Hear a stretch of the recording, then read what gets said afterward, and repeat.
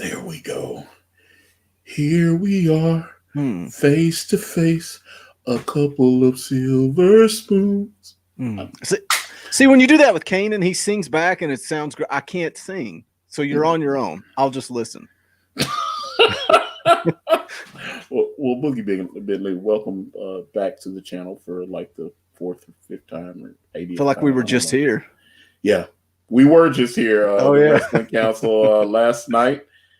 Had fun, and I thought that was a good episode. I do too. I always like it when you lecture Bob, and you gave him a good stern talking to right before we went live, so it worked out well. I thought just so that I actually appreciated him.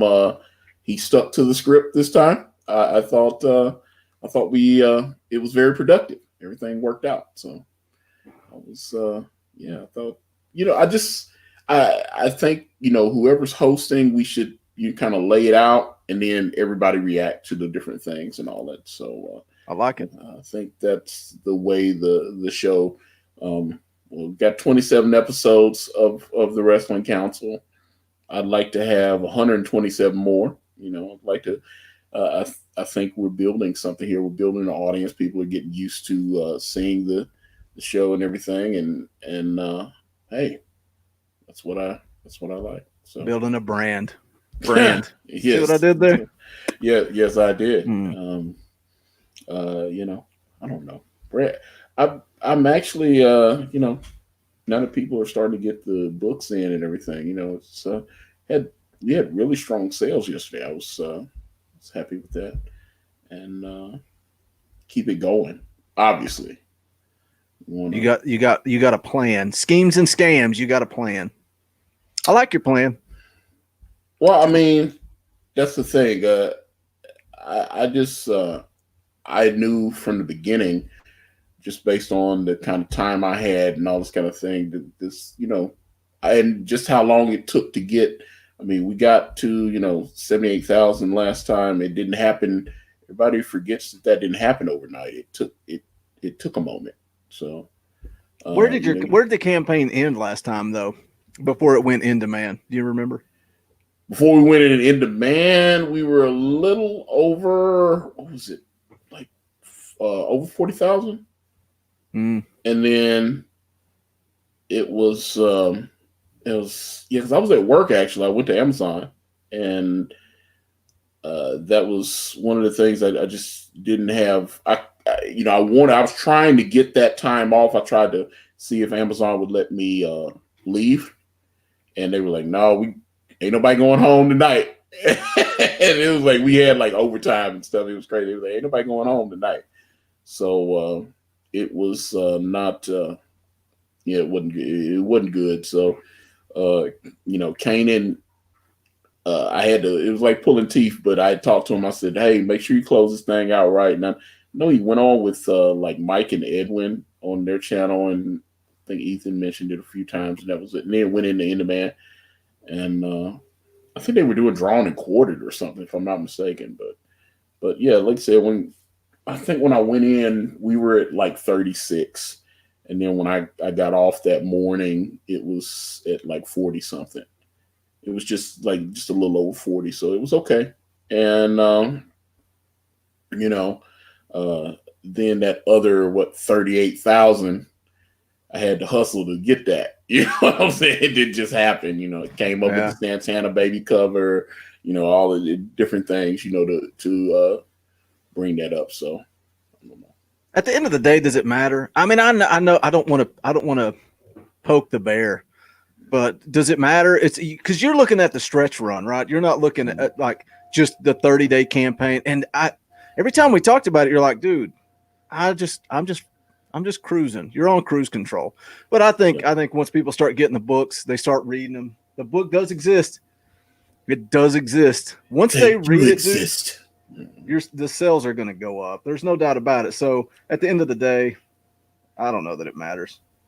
Well, I mean, like I said, we I think we're in a good striking distance because I didn't run a big 60-day campaign. I wasn't doing all that kind of thing. So I think where we're at is I'm comfortable with it because now I can start doing the other things. What's like I said, I just want to get.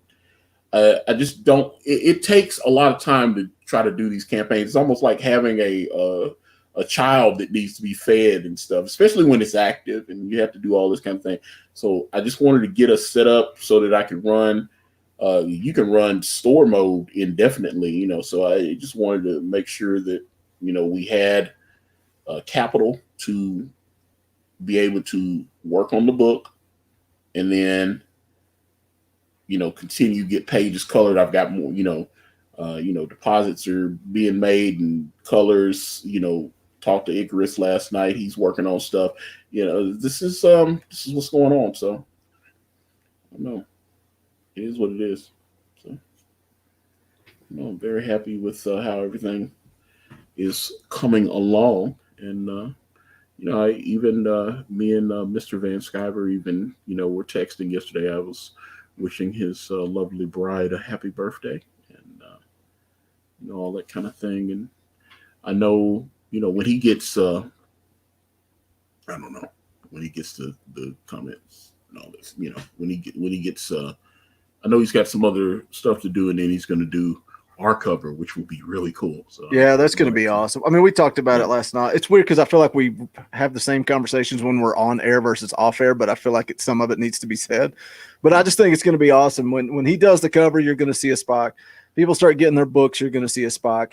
You get Kanan finishes that second printing, the cover for the second printing, and people can get the first book. Because I told you, man, I know a couple of people that are ready to back, but they just want to get that combo. They want the first book with the second book, and that's going to help too. Well, that's one of the things that I actually someone else besides Icarus is actually coloring the second printing cover. I wanted to do something a little extra for this one, and it's whoa. Yeah, whoa. You just said who it was without saying who it was. You had to. No, I didn't. You're thinking I'm meaning Kyle Ritter, and I'm not. But you're going big, dude. I was praising Kid Icarus last night to you. No, Icarus would do a fantastic job on the cover. That's not why and he was surprised that he didn't get the art. And he was like, that thing you showed me is not going to send that over. And I was telling him, I was like, no, I'm going to do something. What I want is, and I explained this to Kanan because Kanan was like, oh, I want the cover to have more of a painted look to it. So there is a person I've been following on Instagram, and he's got like 40,000 something followers, and he's over in the UK, and he does these. This is either going to be epic or it's going to be a clusterfuck. That's basically what we're looking at.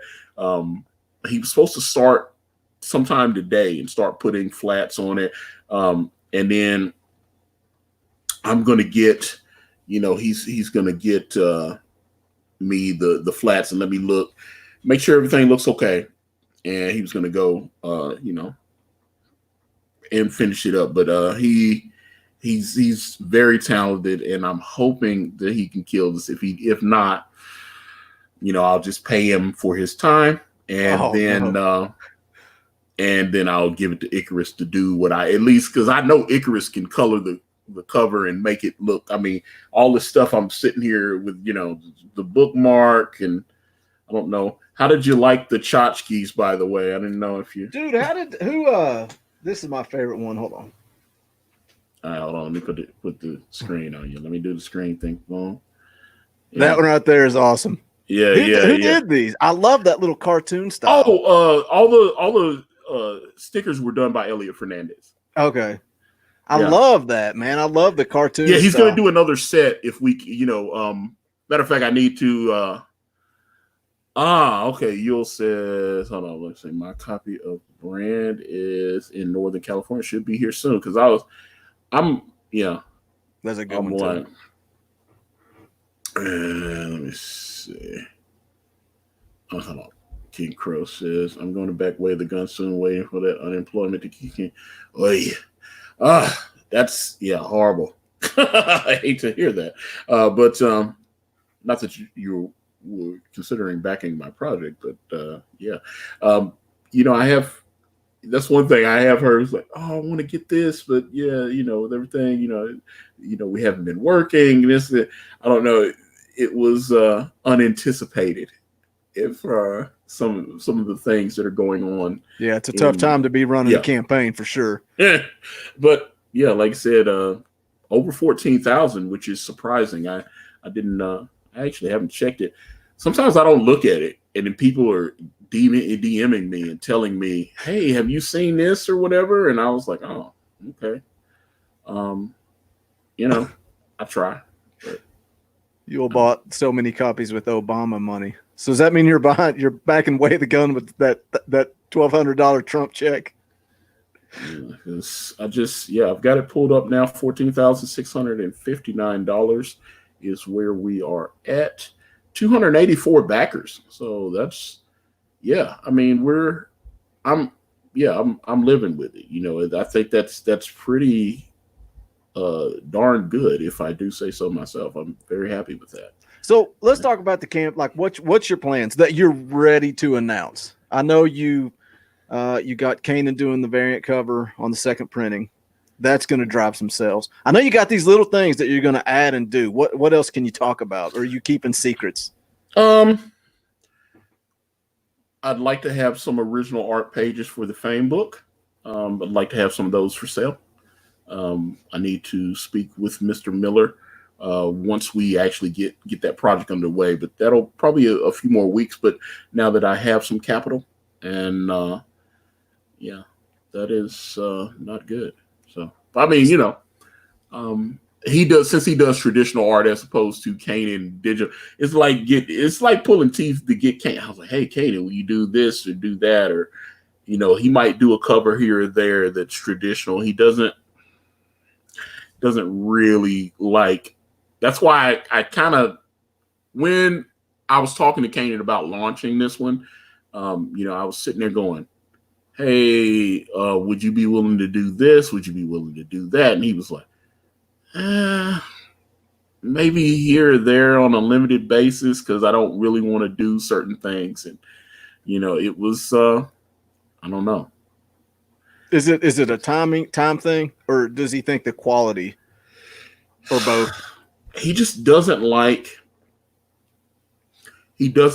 traditional. He just is in love with digital medium, even though, especially on the last campaign, he got a nice chunk of change from being able, like when I sell a sketch cover for $125, and I shoot him a good chunk of that, for doing the sketch. He's like, oh wow, these are adding up. Boom. I sell an original page of art and he's getting X amount and I'm keeping the rest for the campaign. He's like, oh, okay. In addition to his page rate for creating.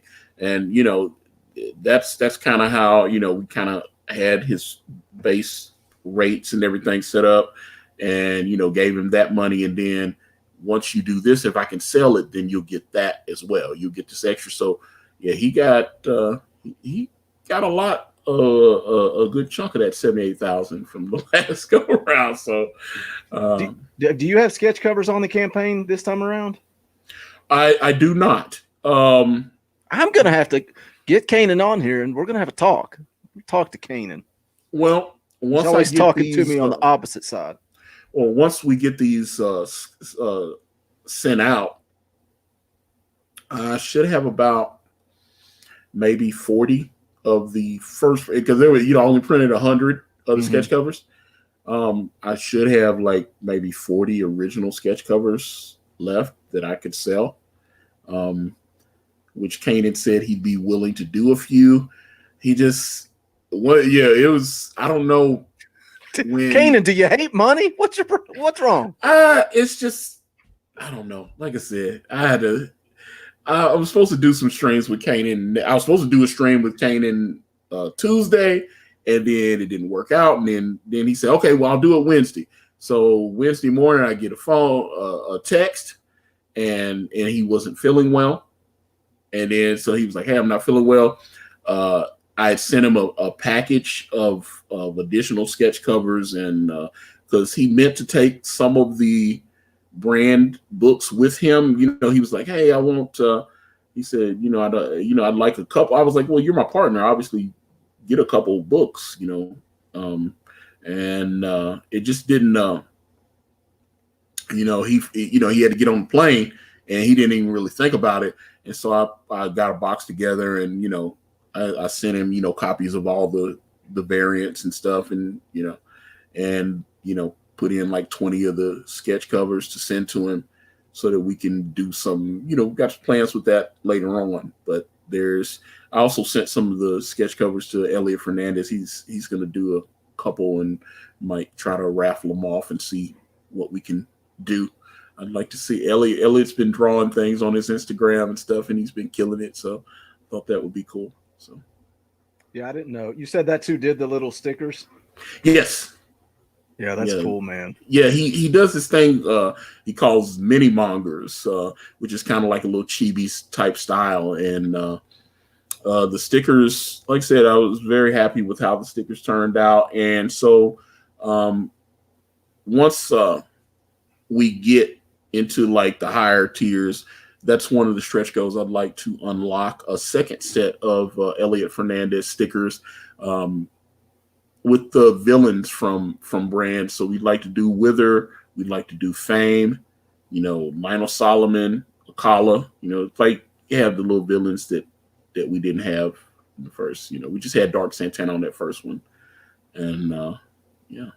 I don't know how much work it is, and Ethan does so many cool things with his campaigns, like just so many knickknacks and different stuff. I want the mask somehow, some way, even if it's like just small plastic, something, man. I think that would be cool. Stuff like that. You mean like, because I've had people go, you should figure out a way to do which mask you want, Horus, Penance, because obviously Penance was just in the Horus and Penance are on the cover. So. And it doesn't matter. You could do both, man. You could do, and then I don't know. Am I allowed to show certain stuff in here or not? Yeah, I mean, a page here, a page there. It wouldn't hurt anything. There's another mask. I do them all, man. Do them all. I don't know. I think people that like the product, that's what you recognize when you hear brand. You recognize Dark Santana and then the masks. That's what I think of when I think of brand. Is that completely opposite of what you think? Well, no. Well, one thing I've kind of touched on this because this was something when I used to talk to Doug all the time, and Doug was when he was doing Bigfoot Bill, and he was telling me about the patches, and he sent out a patch in the Bigfoot Bill campaign, sent out a patch in the Earthworm Jim campaign, and I'm assuming there'll probably be. I think there's going to be another. I could have swore he sent out a backer update where he showed a Bigfoot Bill 2 patch or something, some kind of different patch. But he had tried to let me know what they would cost to get X amount printed. I thought about either doing a little patch with Horus or a patch with Penance, just to see. I thought, if we can raise enough capital, but we'd have to be getting into like the 50s, the 60s, that kind of thing to unlock those. They're still small enough to, they can go into the, the packages and all that. That's one thing. That's why I didn't do, that's why I didn't have the t-shirts and stuff this time around. I just kind of want to keep it, I don't know. I just want to keep things where they can fit in the package. Yeah, that makes sense. But patches are cool. Like, I know some people collect patches. I don't collect patches. I don't care, but I still think it would be cool to have. And King Crow agrees. Masks, and Dark Santana. Masks, and Dark Santana. I think one of the coolest things you did, and now that I've read it, and I don't know how many people backed this tier, but the director's commentary, man, I'm telling you, you have this huge world in your head that is so much bigger than what you can put in a comic book. And so it's so cool to sit down and watch you guys go step by step through. And you're explaining stuff to Kanan that he doesn't even know. Well, it's because, and I tell him, I was like, Kane is the artist, and I've tried. I remember when I first, and I'm going back almost 4 years now. I first, my mother had passed, and I had this idea of what I was trying to create with Kanan. And I was trying to explain the stuff to him. And I noticed Kanan's not much of a details guy. He just wants the basic big idea. Mm-hmm. He don't want the minutia. He doesn't want the little small things. So what he wants is, okay, so I need to draw this, draw that, boom, boom, boom. He doesn't want, okay, the reason you're drawing this is because later on I'm going to do this and do that, blah, blah, blah, blah. And I gave him, brand and everything. You understand that he never read the story, and he drew it and he never read it. Mm-hmm. And I gave it to him months ago. And I was like, did you read it? No, man, I didn't read it. He's like you. Hey, I read it now. I just got to have that physical copy, man. Yeah. Well, you make us feel bad. Well, even I mean, he was there. I was like asleep, and he's in there signing thousands of copies of comics because, yeah, it was just too much. We were kind of on different schedules, and about halfway through, here, and we still had like 20 something boxes of comics that needed to be signed. And I was like, well, Kanan, I'm going to be here.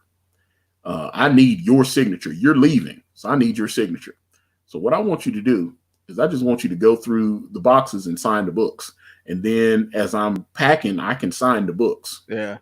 And he was like, that's actually not a bad idea. And I noticed when he did that, like it didn't matter because he gets up before me. He gets up early in the morning, and he'll get up and he'll be in there just signing. I came in and he had like 7, 8 boxes stacked up. He's like, these are all signed. And I'm working on these today. And I'll be like, oh, and then all I got to do is worry about getting him some food to feed him for the day. That sounded like that was a problem, though. That was some work to feed him. Well, he want different things, So I was like, can I just order a pizza? And he hadn't tried the Popeye's chicken sandwich. I ordered some of those through Uber. He went crazy on those. He was like, damn. Popeye's chicken sandwiches. Are they that much better than Chick-fil-A? I've never had one either. Oh man. It makes me wonder if they put something in the food. Just based on some of the crazy stuff that I've seen my fellow Negroes doing at the Popeyes. So, I don't know. Did you see your boy that the food guy on YouTube that you told me about? I can't remember his name. Oh, you talking about Dame Drops? Yeah. Did you see where he took KFC has the donut chicken sandwich? Oh yeah. He took that, but he put Popeye's chicken on it.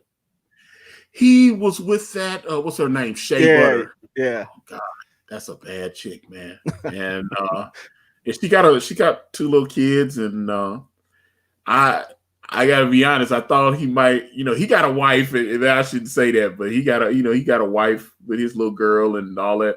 But yeah, I kind of wondered what their relationship was. I didn't know if it was his wife or girlfriend or something. No, but no, his wife's actually a Puerto Rican woman, and she's Mrs. Drops. But I noticed he hadn't been posting her on his Instagram as much lately, and they had a problem like a year ago. Videos are still up on his channel where he was separated from his wife, and he was like, that was some compelling videos he was doing when, you see him having to go out. He actually filmed there, all this stuff. He went out and had to get a bachelor pad for himself, with like a little guest room for when he got to keep his daughter over the weekend or something like that. He was having to do all that. And those videos are still up on his channel. He was, it was, yeah, Bob, you are in the doghouse. Yeah, Bob. Yeah, anyway. And Chick-fil-A is better. Yeah, Steven the Illustrator. Well, we have to agree to disagree because I've tried both, and I definitely think Popeyes is. I just like the way I've had Popeyes regular. I've had Popeyes spicy, and and obviously I've had regular Chick-fil-A and spicy Chick-fil-A. Popeyes just looks. It looks like greasier and it just looks. It looks better. It looks better. It definitely wasn't. I like they got the with the little brioche bun. If you get the spicy, they use some kind of spicy mayo to put on it. And those real crisp pickles that they use are different from the way Popeyes gets down. I'm not a pickle guy, man. I like pickles, but not on my sandwich or my hamburger or anything. I just like plain pickles. I didn't like the pickles either, if I'm not mistaken. But yeah, it was either way. It was good. But yeah, Dame. He's matter of fact, Dame is actually going to be in Way of the Gun. He's going to have a cameo in Way of the Gun.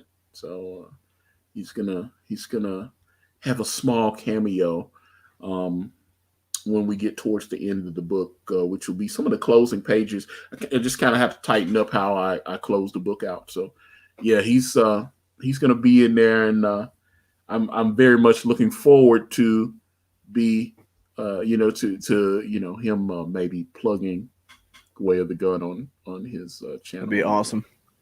Dude's got a ton of followers, subscribers. He's got over 1 million on his YouTube. So he's got well, you read book 1. Now that I can actually say you've read it. Sorry. But they were talking about the dinner at Studio 7. So the Studio 7 thing will take place in Way of the Gun, and then some other stuff will happen. And that's where we're going to have Dame there. Like, people will be walking, up the red carpet or whatever, and he'll be like talking to people so that's kind of what we came up with. I explained I told him, I said, dude, you should do your own comic. And he's a comic book head. So he was telling me, he was like, he said, can I be like a gangster? He said, I want to be like a kingpin. He wants to be the main villain. He wants to be like a guy like the Kingpin. He was telling us, but Dame is cool people. He got so much stuff coming up. He's got a television show. Although I don't think he's revealed what the network is, because he had one on the Travel Channel. I think they only shot 6 episodes of it about 3 years ago, and then he's Rachel Ray's food correspondent. And, it's been nice getting to know. Hold on, let me see here. All right, card press. Sorry, came back brand 2. 1 or 2, but CG needs to clean house. No cover for which ones treat friends like friends, even when they disagree. Well-read user. I can't be held accountable for an entire movement. That is, Comic Skate is not more than me. It's more than you. It's everybody. So, but I mean, you have to do what you want to do. But at the same point in time, you basically just laying out to me that you're holding me accountable for something that I don't even know what this is. You just bringing it into my chat, and now I'm held responsible for something I don't even know about. See, I had this, all the stuff going on with Ethan today and the comic book shop owner and all that stuff. It's like, I point that stuff out to people that are against Comicsgate and try to say, look, man, there are people on your side that are pukes. There are people in Comicsgate that are pukes. And that's why I go back to what you just said. I think you just got to base it on a case-by-case basis and go from. I think that's the best way to do anything. That's how I do. Yeah, I was like, I look at the creator. If I enjoy the person's work, then I'll consider supporting. If not, then that's what it is. I mean, but I always say that I'll base all that on case-by-case basis. So yeah, like I said, I don't even know what's going on. So. I have man, no bear, idea. pig. But I mean, it is what it is, man. I just hey, but let's talk about food some more. That's probably a bad idea. Everybody hates on the Marvel guys for talking about food, and then 2 fat guys just sitting here mouth watering about food. They did a stream the other day. I saw. What was it, Joe Quesada and what, CB Cebulski? Yeah, and they were talking about somebody trolled them in the chat anyway, but they talked about food the whole time. Yeah, I just I don't know. I saw like about 5 minutes of it, and I just didn't have time because I was like, let me do some more packing and just do whatever to do, you know. But you know, I don't know. I'm assuming the stream is still up, but I think it was since on Cecil. It was Cecil did a weird stream the other night, and at one point I was watching, and Cecil wasn't even on the show. I don't know. I don't know. I don't. I'm not even going to pretend like I know what they're talking about in the chat. I'm just going defending what you say, yeah, like case by case basis. yeah, that's what I'm saying. Sometimes I'm not in the loop as far as comics gate stuff is. I just I interact with a few people. That's what I'm saying. It's such a big move. Although I saw Edwin Boyette talk about like it's like 500 to 1,000 fans, and then some people say, oh, it's 2,000, it's 3,000 people. It's only a few. I mean, Ethan sold like over 18,000 copies of his comic, so somebody was buying this shit. So, dude, and his streams are growing. What did he say? He hit 2,000 for the first time a couple of days ago. Today, I peeked in just for a minute, and he was at 2,200 in the chat. That's just nuts, man. That's nuts. Yeah, so that's it is what it is. So I don't know. I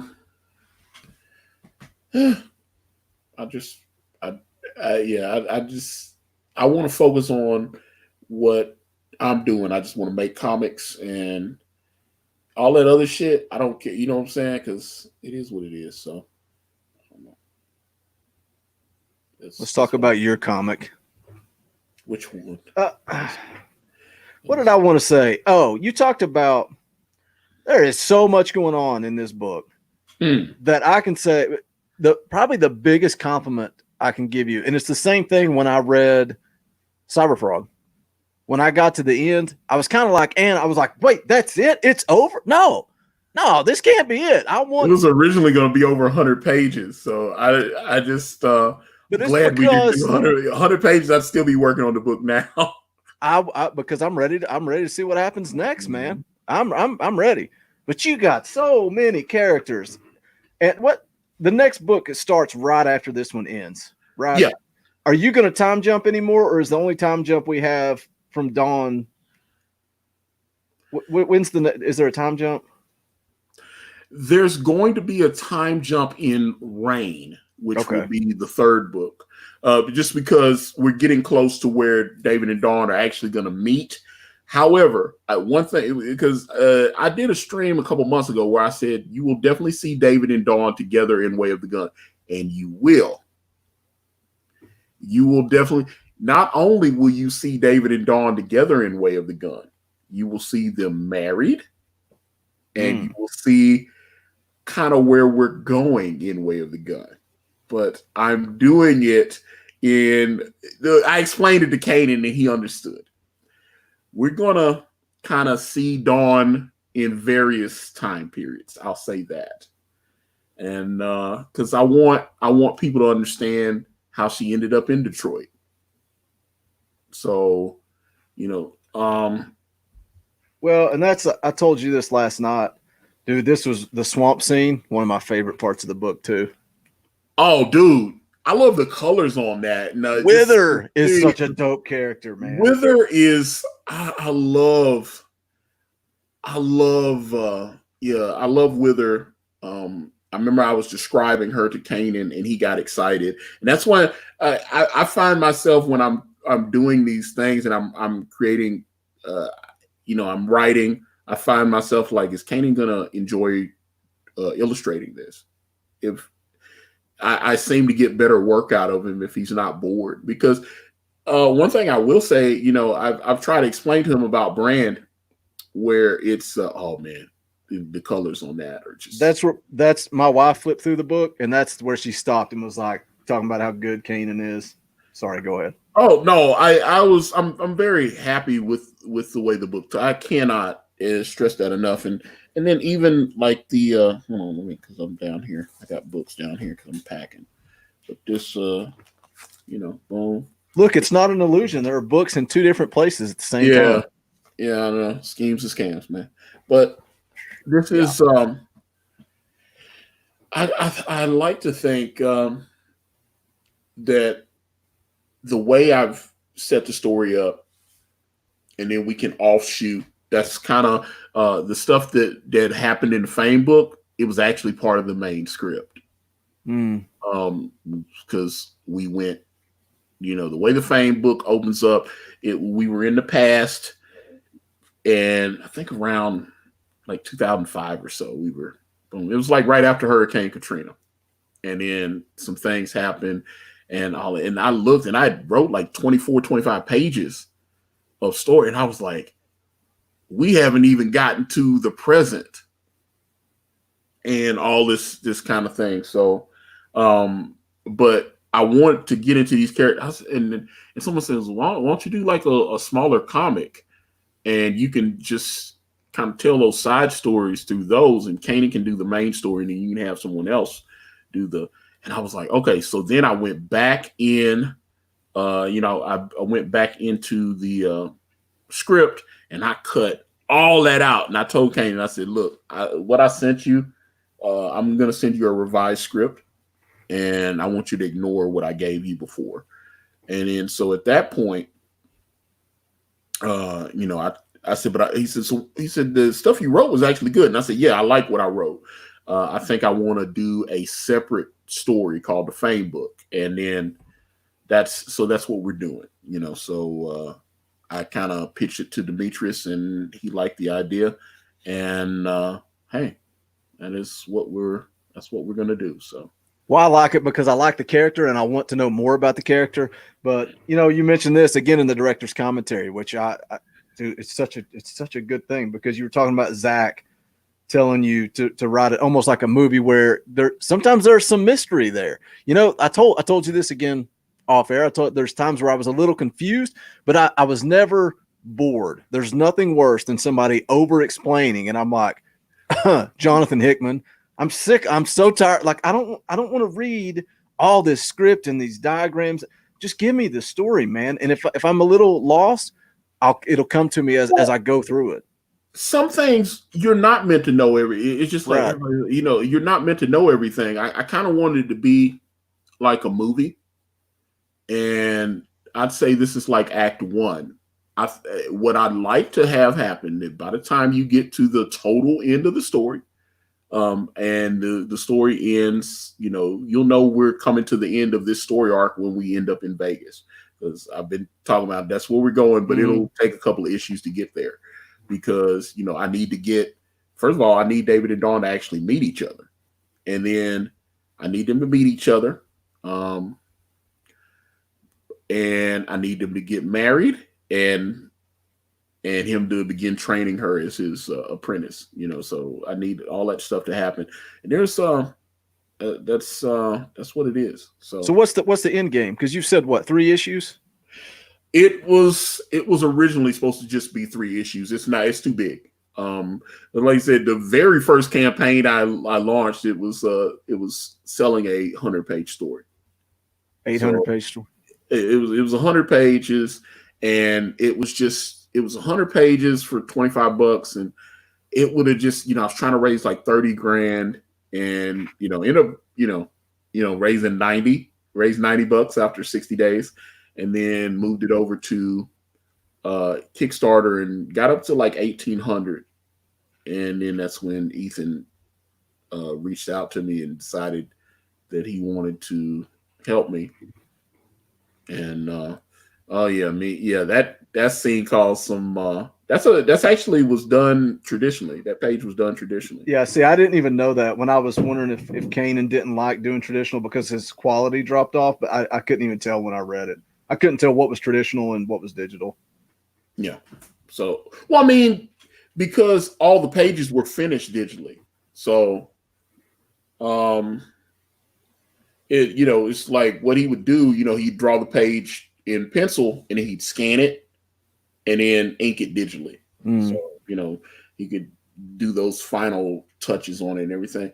So all the pages had, but I noticed every now and again he'd see something that he didn't like in the piece, like, I didn't like, because even if you watch the stream that Kanan and I did the other day where he did the second printing cover, I noticed he'll draw and he had that image where Dawn is over, David's over Dawn's shoulder or whatever, Yeah, and yeah, yeah. that was Becky Lynch and Seth Rollins. So he took it, and David's head wasn't big enough. So then he does something in the whatever Procreate or whatever program he was.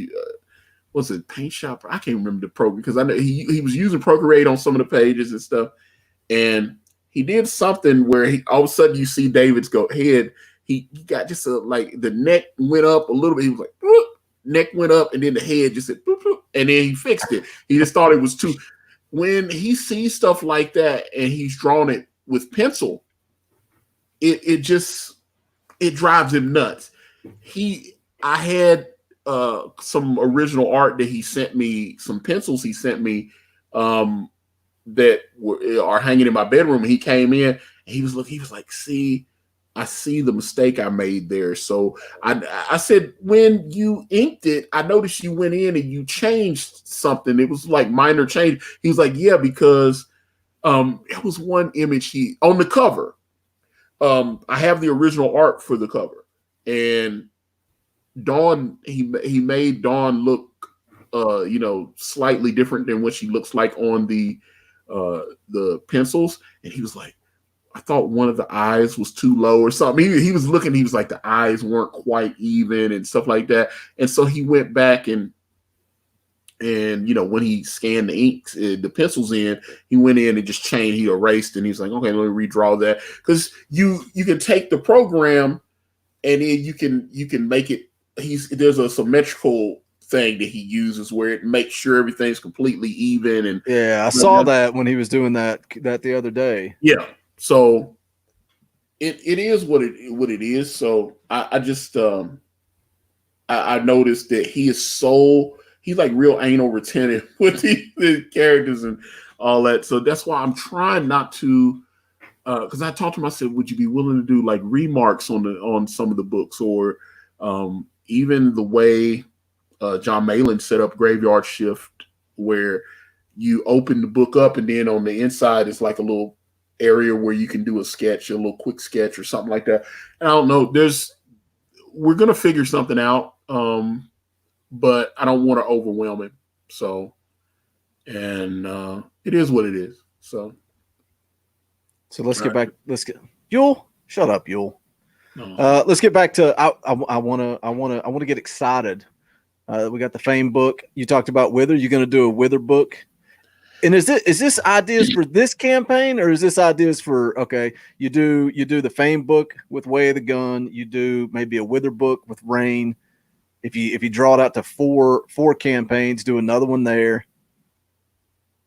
Well, one thing I want to go, I think maybe for Rain, I want to do another book, which I think is just a Covenant book, where it would show, 8-year-old Lionel Solomon, what happens directly after his parents are murdered, and then little white kid from America having to grow up in Africa and become a prince of a African house, and he's adopted by this king, and he grows up around all these African people, and that there's story there that I think can be spun off, and I think those are interesting ideas that I want to tell. Not to mention, I want to do the Children of Man story with Mike Barron. Just need to, I don't know. See, after I read Brand, the first thing I said was, you don't need to do any other books. You just need to do Brand stuff, man. This is your passion project. This is your baby. And it's like I told you before, you got more story to tell, man. You got way more story to tell. I've been living with these characters for 20 years. There's so many ideas that I have, and we don't even haven't gotten to the point where, like I said, David and Dawn are actually married, and then we can do the 8 Crazy Nights story, which would be a Dark Santana centered story.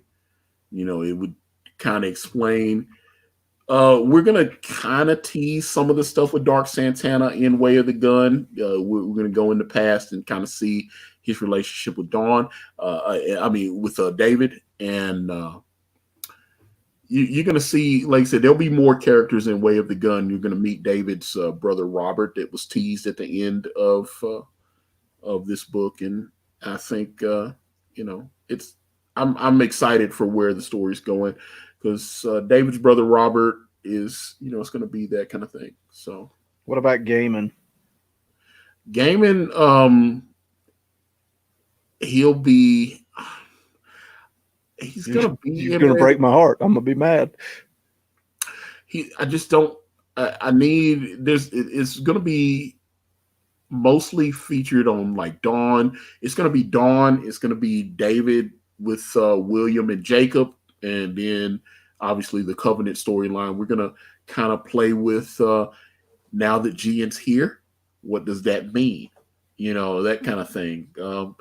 Lionel kind of feels some type of way that Gian is there when Gian's not supposed to be there. Gian, they had kind of had an arrangement where Gian had kind of agreed to. He's Gian's Vince McMahon. He's supposed to. They need someone to. They're like, hey, you're an old man. You need the younger lion to take over.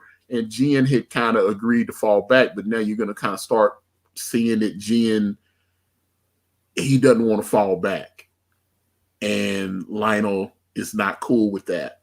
He was like, hey, I'm supposed to be running things now, and now you showing up and you're kind of messing everything up.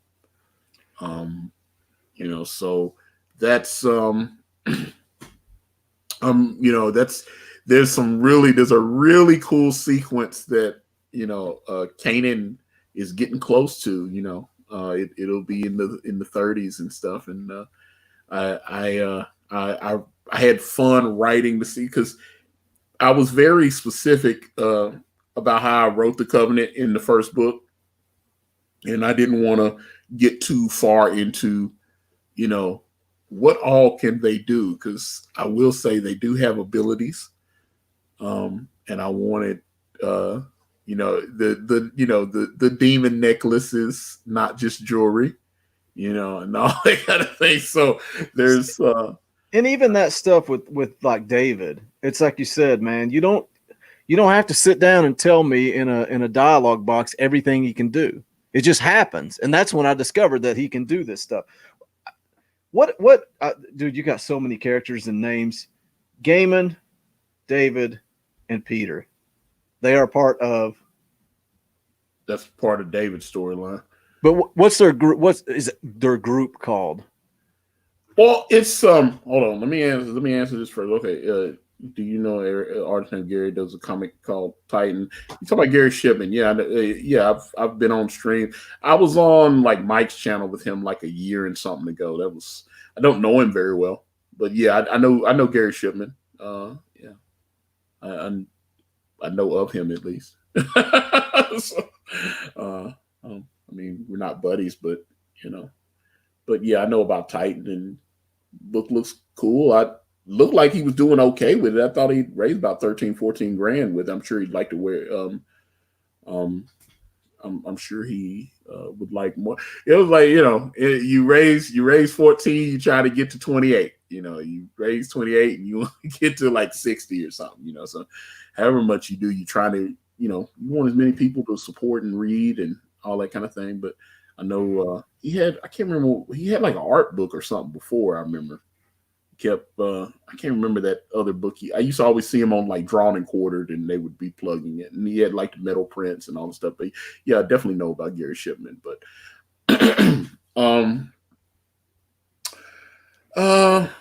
well, let me see. Okay, you were asked about, okay, so Peter Richards, who is the captain of the Hand of Jehovah, and someone that Packard's Land, yeah, that's it. Okay. Peter Richards is captain of the Hand of Jehovah.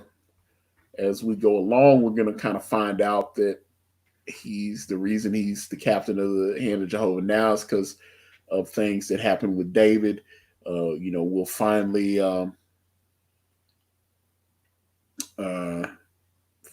find out what happened to this person, Thomas, that caused the rift between David and Jacob. you know. And That's who I meant, not Peter. oh, Thomas. What the hunters? What is the definition of a hunter? What do they do? I'm getting deep. You got to explain it to me. I got to know. I got to know. Well, the hunters are the hunters are, you know, they work for Jehovah, which we will meet Jehovah in Way of the Gun. Um, and I think I sent you that page where we actually introduce. Um, it's it's biblical, but it's not biblical because that's the thing. Everybody always says, "Oh, you're doing Bible stuff," but it's trust me, my story. I take characters that are mentioned in the Bible, and then I turn it on its head. It's not gonna be what you think it is. It's not. It's different. You know, I'd like to say the Bible was written by man. So what man wrote and what reality is different. At least in the world of Brand. So, um, in my story, Cain was, you know, Cain killed his brother, and then he was he was branded with this mark, which we actually do show in book one. This that they got on their arms and stuff, and it's a mark of like protection. You know, kind of that's what the brand is. It kind of, you know, it protects you against the supernatural, and you know, and then you know, you know, when they're out there hunting demons and werewolves and, you know, ghosts, you know, supernatural creatures. So See, that's something else that I think would be fun. When I tell you that you got so many stories to write, these hunters out there doing that, doing like, I love the story with Don and David and the way you're putting all this together. It's great. But when I say there's more stories to tell, there's adventure stories and action stories, one-off stories. You know, what was David doing before all this? You know, stuff like that. That's why I tell you, man, you got so much more you could do. oh, there's all kind. I've set up the universe. Once we get everybody established, and I've got solo stories, like I've got like gaming stories. I've That now got you're talking. Now you're speaking my language. yeah, I've I want got to show that page, but I don't want to. I want people to experience it like I did because you had not shown any of that, at least not that I had seen. well, I mean, but I sent the, you know, if Don't start fussing at me for not reading the book. I'm just saying the PDF was out there, so the backers have the ability to check it out. You know, although some I'm sure are like you and actually want the physical copy in their hands and all this kind of thing. So it's I just hey, it is what it is. I let's see. Uh, Let me see. What was this? I love the brand ad on Mailing After Midnight, by the way. It was great. Oh, yeah, I didn't know John was going to do that. He just did that out of the kindness of his heart. So, What uh, was great was he showed your trailer, and then he went right into the safe space trailer Marvel. It was like so funny, man. It was an advertisement for you with a shot at Marvel at the same time. It was funny. well, well, you won't see characters like Safe Space in Brand. I can assure you of that. And I don't know, but I'm telling a different type of story. I think. Um, and again, I'm just trying to keep Kanan engaged. I just want to, you know, do things that I know when I we were sitting there messing around, signing books and everything, and I'm explaining the story because Kanan, you know, I was telling Kanan, he'll go on like when he would go on like Drawn and Quartered, he would be trying to explain stuff to to Mike or something. You know, Mike or Edwin would ask him a question, and he would say something about the book, and I was like, "Do you understand what the hell you're drawing?" It's not. He was telling the story, and I was like, "That's not the story, dude. That's not." And he was like, "Well, I needed to make sense to me." And I was like, "I get that, but you're telling people that he's like a familiar or shadow self or something." And I was like, I didn't know what the hell you were talking about. I honestly didn't know what he was saying.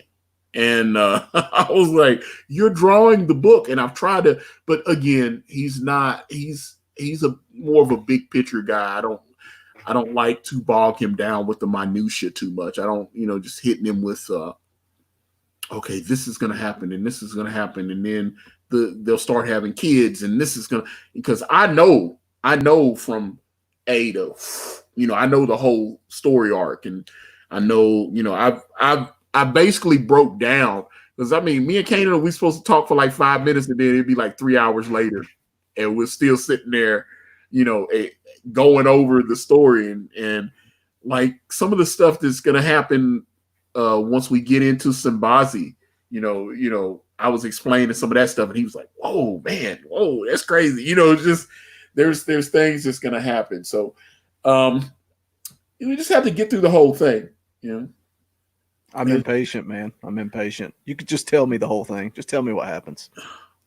I'll listen. I'll tell you off the air.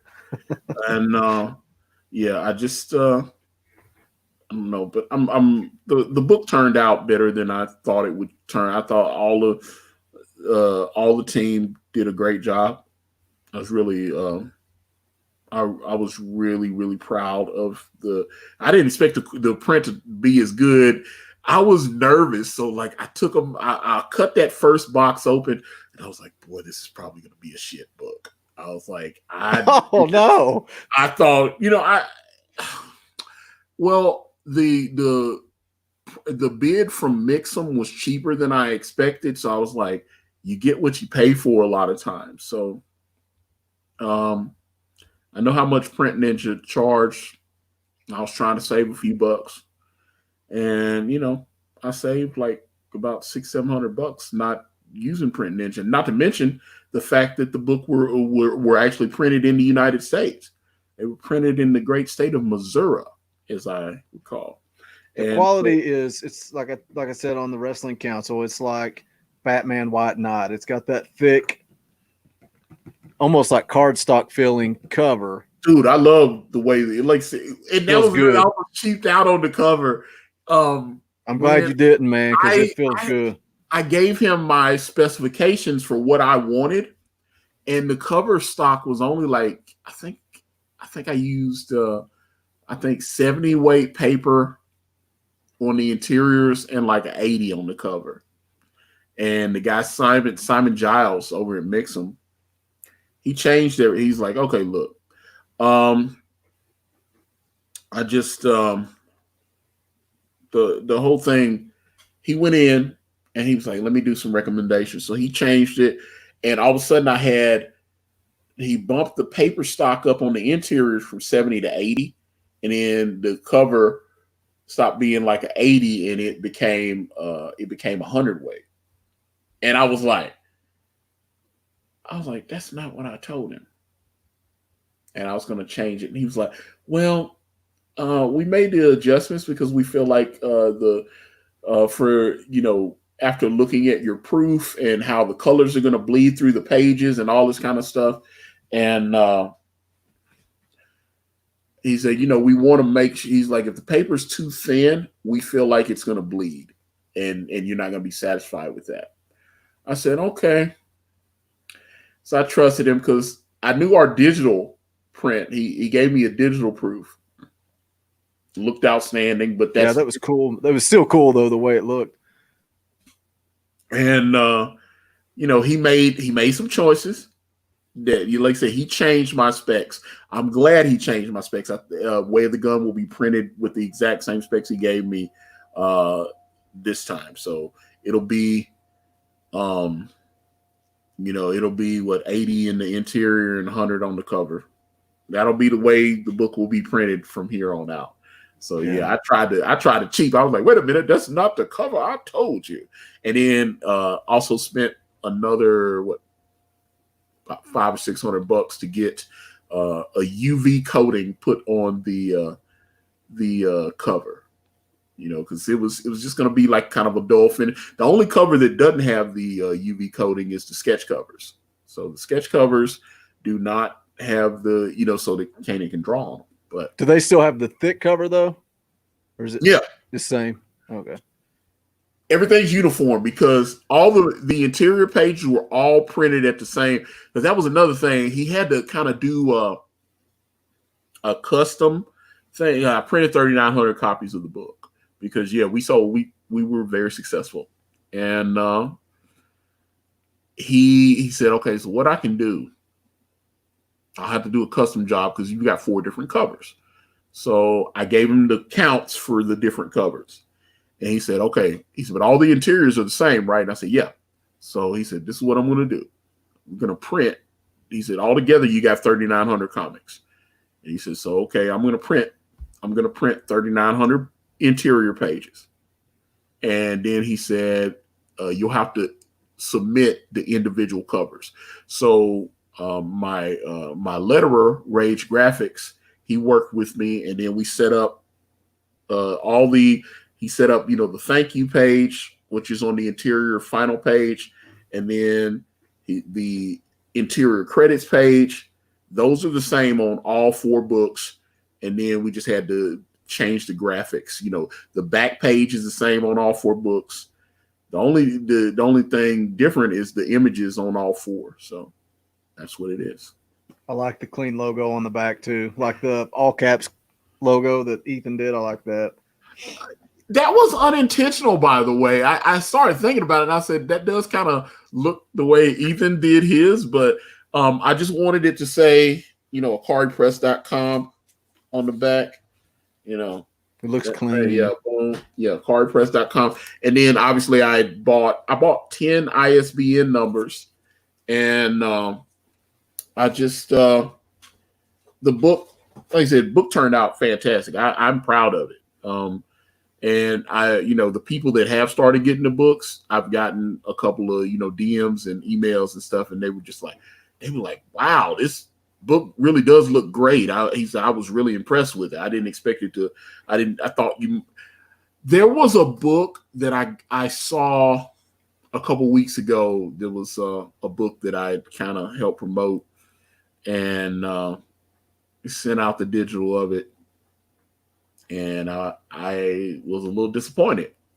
If I'm being honest, I just by the quality of the book itself. Oh yeah, I'm talking physical quality, not the story art. He hadn't printed yet, but the digital proof that he sent out, I thought was subpar. If I'm being honest about it, but I don't want to call in, because I like the person, but I was sitting there going, man, I really thought this book was going to be special, and it turned out the book's not very good. If I'm being honest, I was a little surprised. I was like, damn, I thought this book could have been something, and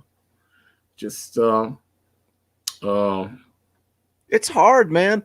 It's hard when you're trying to pick and choose and back campaigns, and you're seeing them whether you or Malin or Ethan's promoting people, and you see the artwork and it looks cool, and then you get it and it's tough, man. It's tough. But I'm telling you, it was a lot of pressure on me to read this book, because the last thing I want to happen is read it and not like it, and then what am I going to lie to you and tell you I loved it?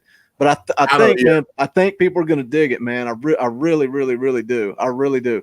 I bought the book because you did the 21-page preview.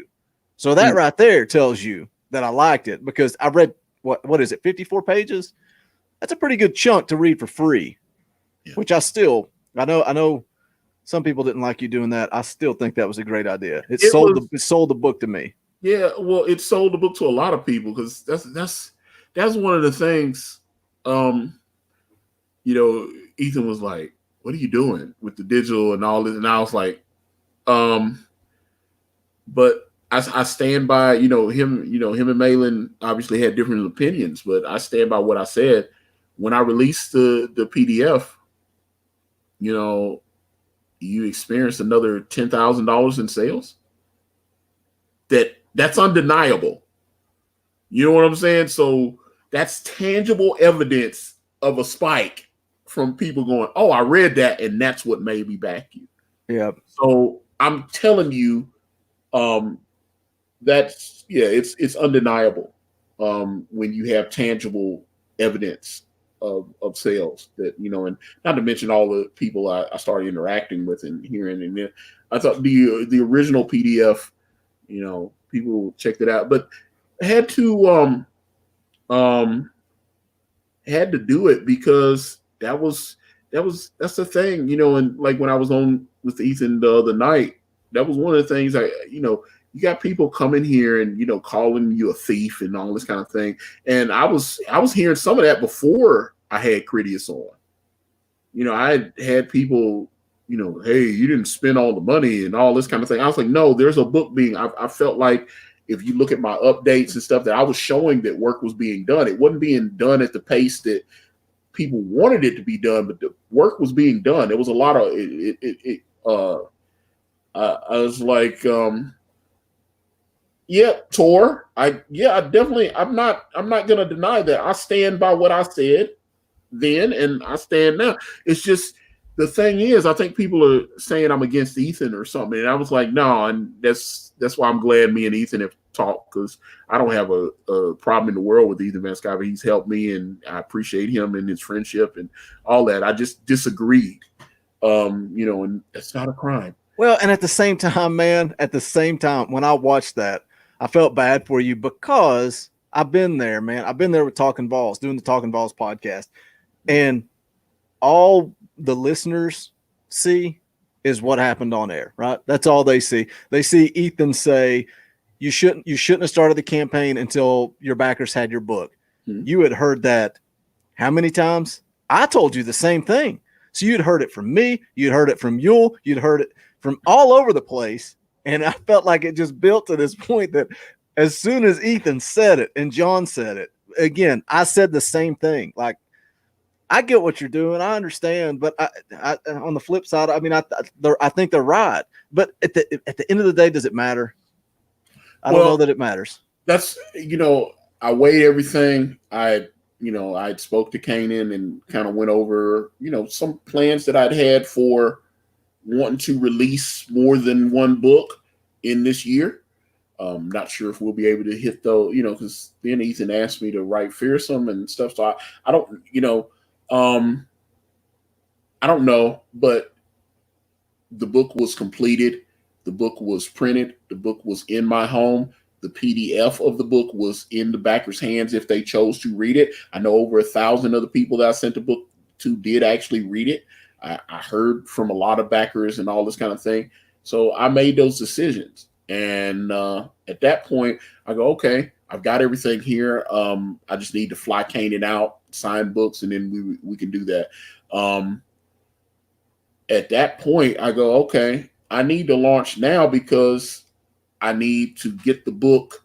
We need to be able to finish by this amount of time and then be able to do this. So if I don't launch now and start raising funds and getting everything set up, then we're not going to be able to do everything that I'd hoped to be able to do this year. So that's why I'm saying, and I had people telling me, well, you shouldn't have did this or you shouldn't have done that. And I was like, okay, if you're a backer, you have a right to ask me where your book is, but you don't get to tell me, you don't get to make business decisions for me. Right. I made a business decision. And that's just the truth. I just Tor, I don't feel like I don't think there is any missed opportunity, because like I said, I'm telling you, I know how to work a campaign. The book, we're in the right position. I went over everything with Kanan, he saw, and I think we're in a good position. I think we'll see your campaign to just continue to go up, right? Whereas your typical campaign comes out of the gate on fire and then it drops, and it comes back up. I think yours is going to be a steady rise. That's why I say at the end of the day, does it really matter? Maybe, maybe not. You're gonna make the money you make. People are going to start getting these books. They're going to start backing. You're going to do different things. I think what I wanted for you as a friend was I wanted you to come out of the gates and just boom, just blow it up. I never saw that for myself, though. Yeah. I never saw that because, when Cecil launched and his shit just exploded, I saw that for Cecil, because. But see, I see it for you as an outsider looking in. I think I can hit those numbers, but it's going to be a slower burn for me. Sure. So Wade Adams says it'll be a steady erection. So that's just me. I think JJ,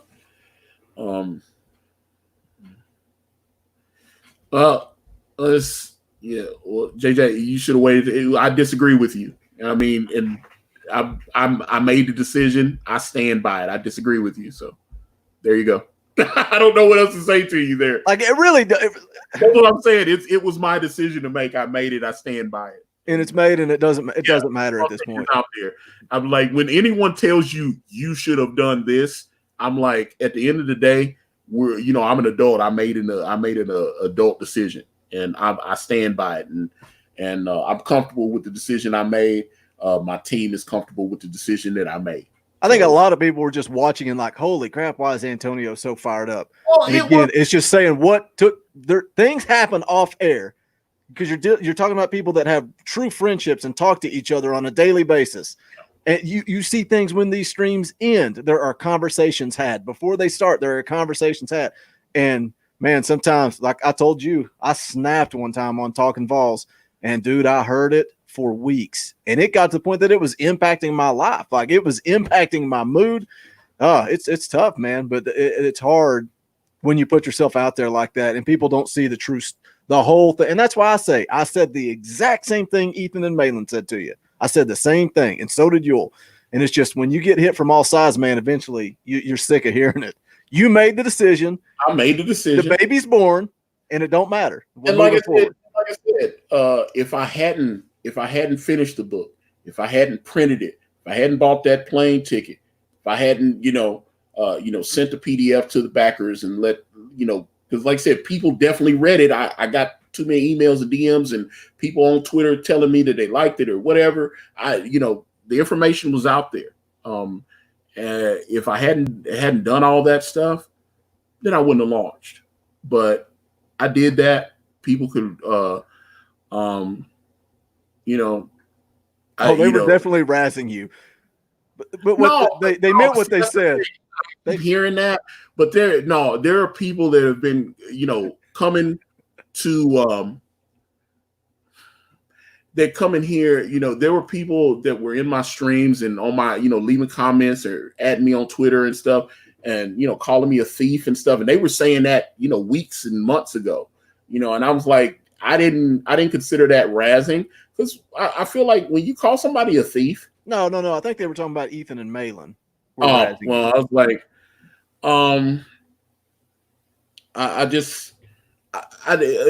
okay. So you talking about Ethan and Malin? I think that's what he meant. No. It is what it is, but no, I was talking about that, but that's at the end of the day, I had to ignore those people. But that J-Jax, that's again, your opinion is valid to you, but like I said, I'm the one made the decision. I'm living with it. I mean, we've done over $14,000, and I didn't even run the campaign for 30 days. That's what a lot of people keep forgetting. And you really didn't promote it a lot either. You really did. I knew what I wanted to do. I knew I wanted to launch. I wanted to get everything set up so that we could be in store mode. And then I knew, just based on how the first campaign went, everybody acts like I raised all that money right out the gate, and it was it took a while. It took, just from going on streams and here and this and that, it took a minute to get there. And so I felt like just in those few weeks, it got it. And then, now that people are going, hey, I got my book. Hey, this book. Hey, Brand showed up today. And notice, nice little sales.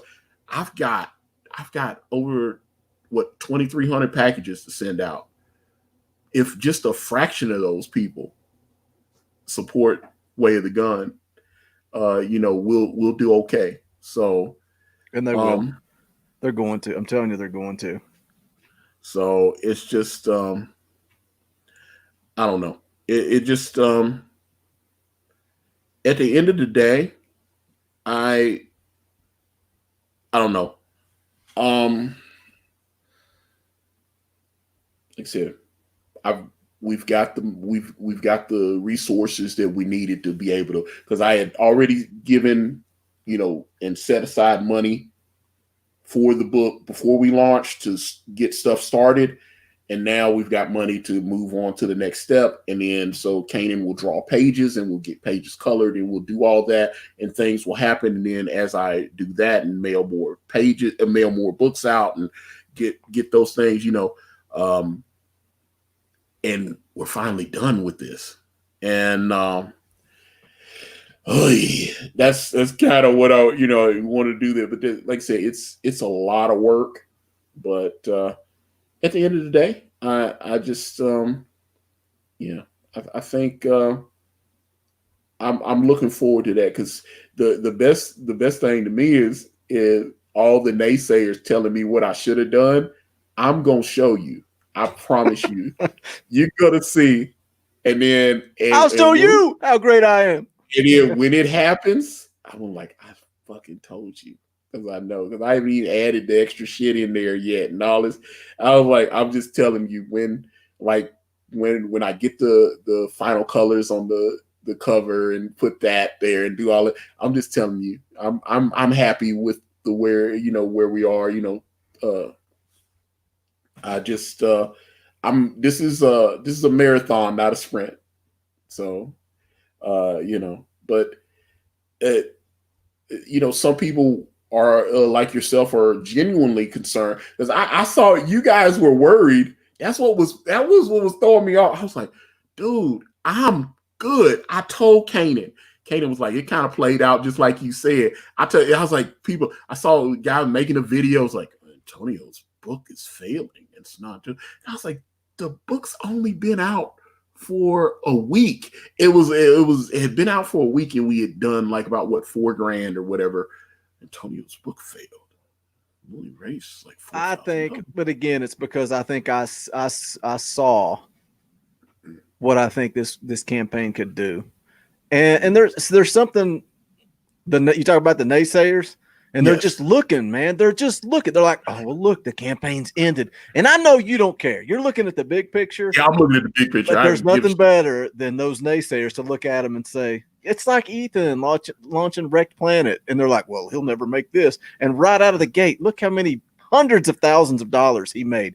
And there is no better way to throw it back in somebody's face than, like you said, well, there you go. But that's the thing. I never, like I said, I know when I look at how things play out, I know the limited social media reach I have. So you kind of have to do things a certain way. So you kind of have to demonstrate the work. You have to let people see what's happening. You need to mail these books out and get them out to more people and let them have the product in their hands. This is just I'm trying. I honestly believe this could be $100,000 campaign. I told you that before you launched it. I think it is. But it's just gonna, I'm telling you, when things happen and more and more people get the books and when we finally get the art on Ethan's cover, I think that'll help. Yeah, that's a good point right there. A lot of people are going nuts because of the Critias situation. That's the truth. As a customer, if I didn't know you, I told you I don't know that I would back the campaign until I had the book in my hand. Yeah, and that's the thing. And I get people, I would show something and he was like, well, Antonio, that looks cool, but I'm not backing until I get the fit. And I was like, then don't back then. Wait till you get your book.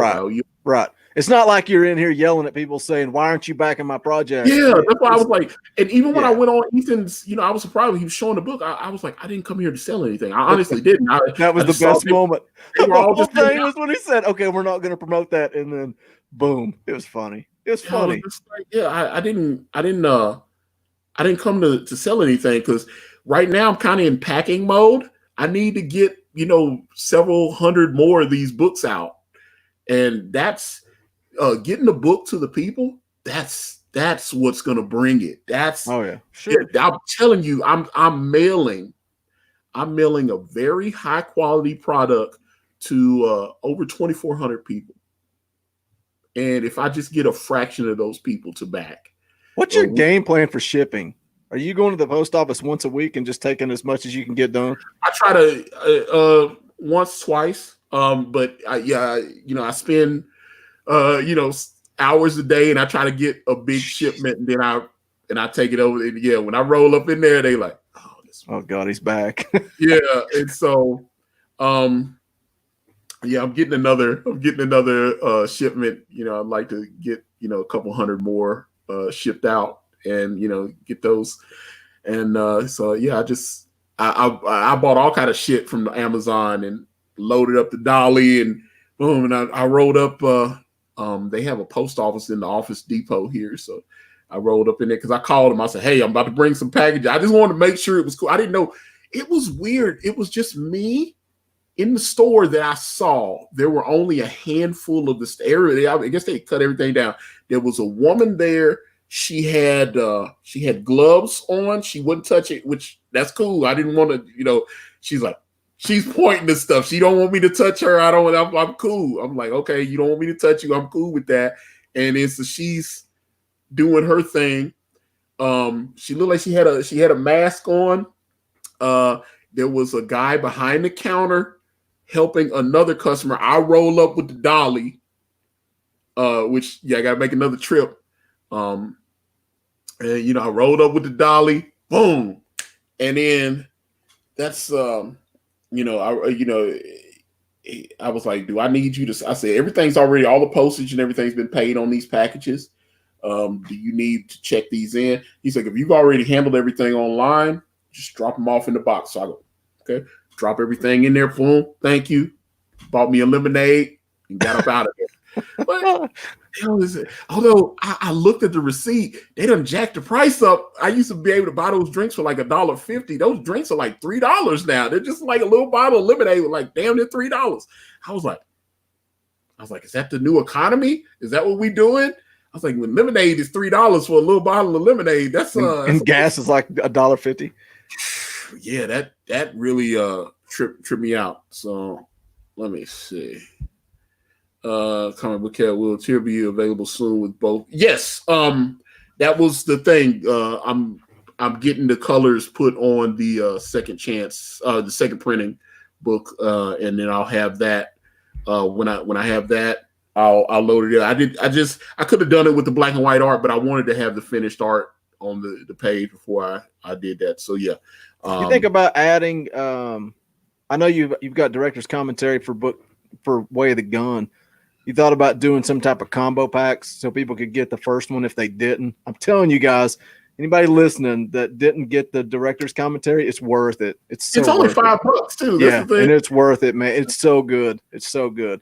I enjoyed the director's comment. I've actually listened to it back while I was like writing, and it was kind of weird to hear Kanan go, well, this is why don't you tell him, man? Tell you. I was like, I don't know.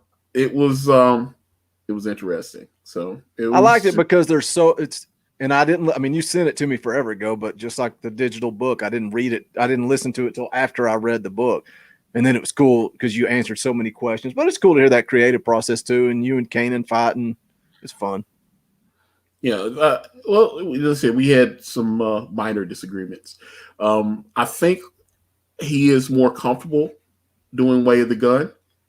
So, because I wrote I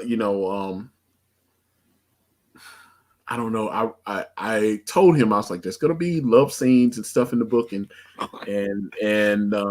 he was like, well, I will try to make them tasteful.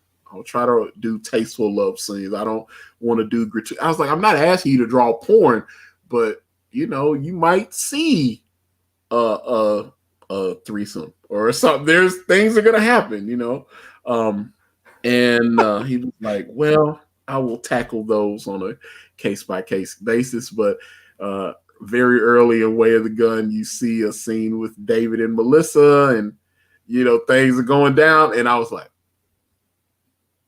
and he showed me the layouts, and I was like, okay. I figured he would try to cover Melissa up, and sure enough, he doesn't cover her up, and you see some breastises.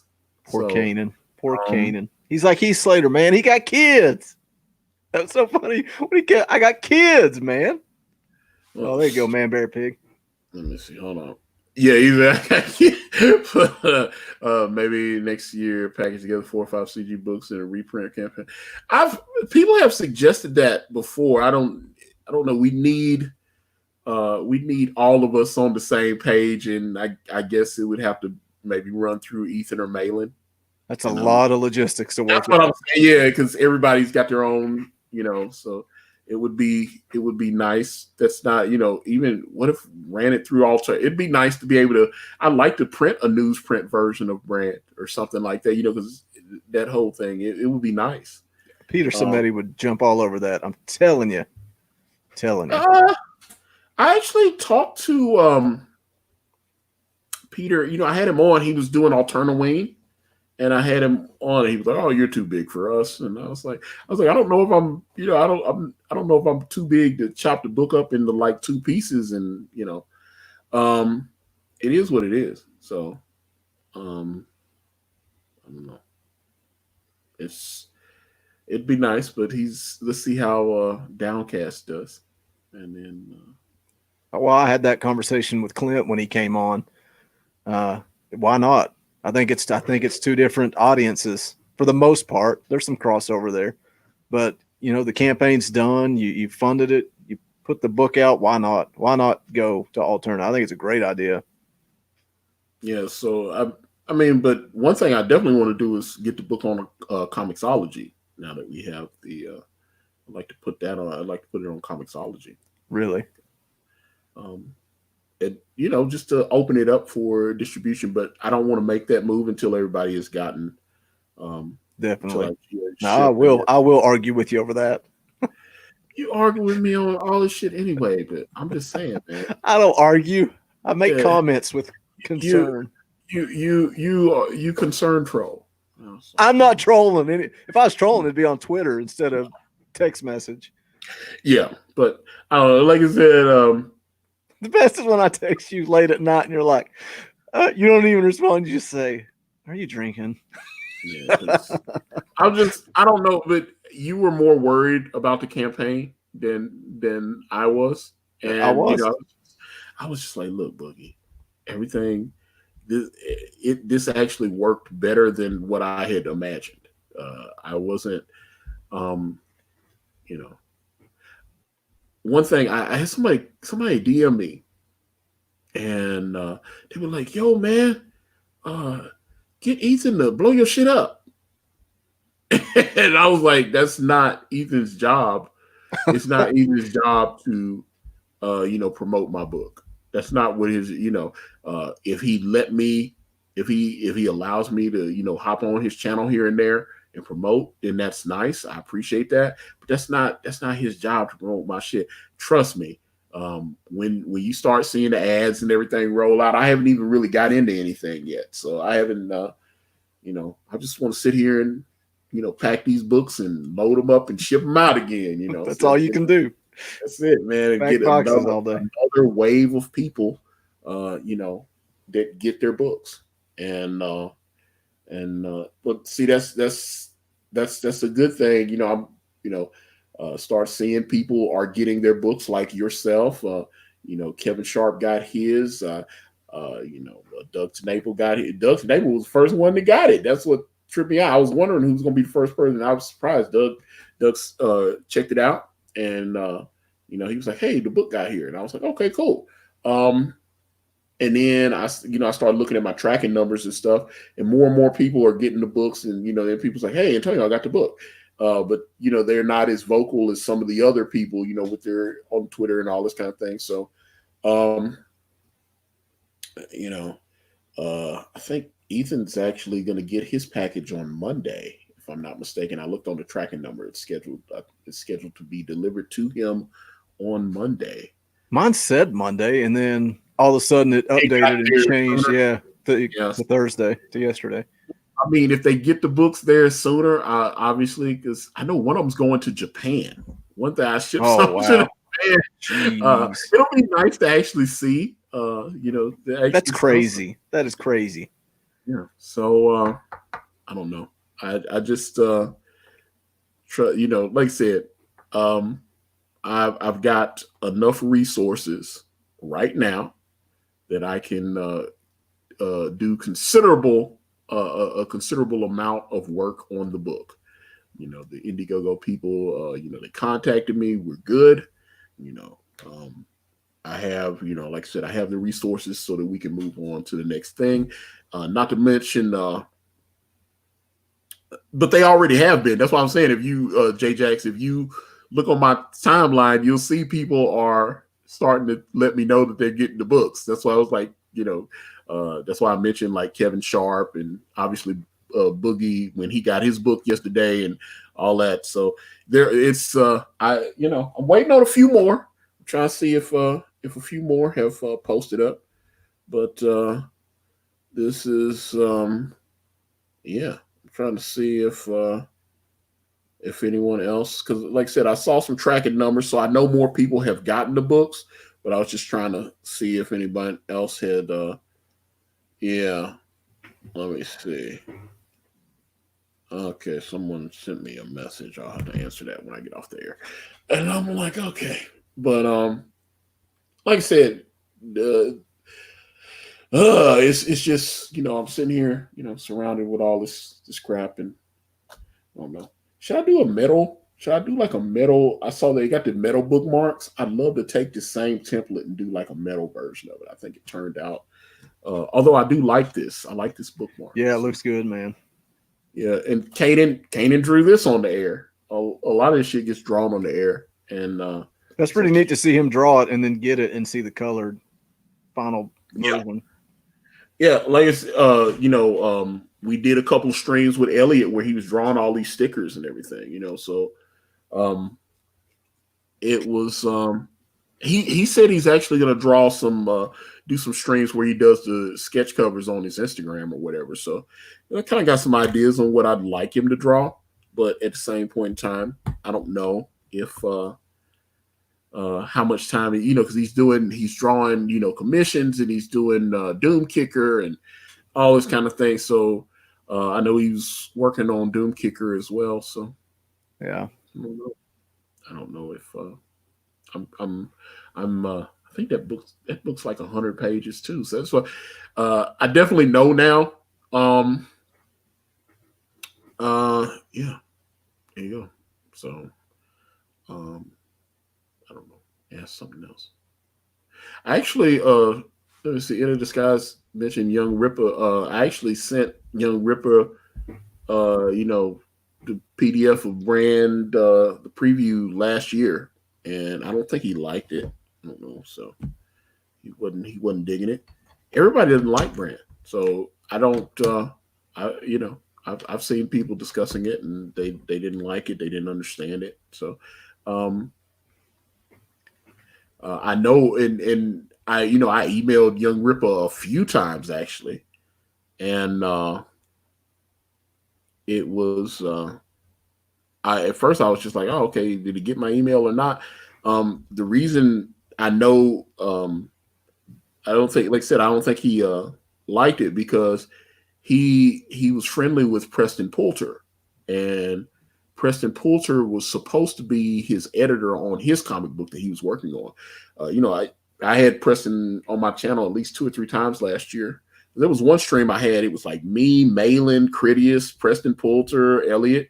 It was like we were all on. Like, oh yeah, Ben Jones was on here. He had been gone for a little while and he popped back up. So it was a big stream, and I had him on. I think he was promoting White Lily 2, and he had told me, he's like, hey, I'm going on Young Ripper's channel, and I was like, at that time, he had 100,000. I mean, now he's got 183, but he had like 100,000 people. One thing I did notice though, I thought when he popped up on Young Ripper's stream that he was going to sell some books. It didn't look like he sold much. I was like, you go on a channel with 100,000 people, and it didn't look like he got that sales. I said, man, he's going on a platform with 100,000 people. I thought the sales growth. I thought his sales would explode, and it just looked like. I think he only raised about 8,000 for the whole campaign on Kickstarter. I don't know who that guy is though. What's his audience? Is it a comic book thing? he talks about comic book stuff, but he also talks about like libertarian type stuff and MCU movies and stuff. Well, see, because I heard Jeremy from Geeks and Gamers talking one time about stuff like that and bringing people on your channel and getting that Hulk Hogan rub, brother. It's like you can go on a channel with 5 million subscribers, but if their fan base doesn't care about your comic book, it doesn't matter. Yeah, because I'm just saying, and that's not me. I'm not, like I said, I haven't talked to Preston in quite some time, especially when he started going at Ethan. I was just like, okay. But Preston went on John Malin's channel. He admitted he sold a few books when I had him on.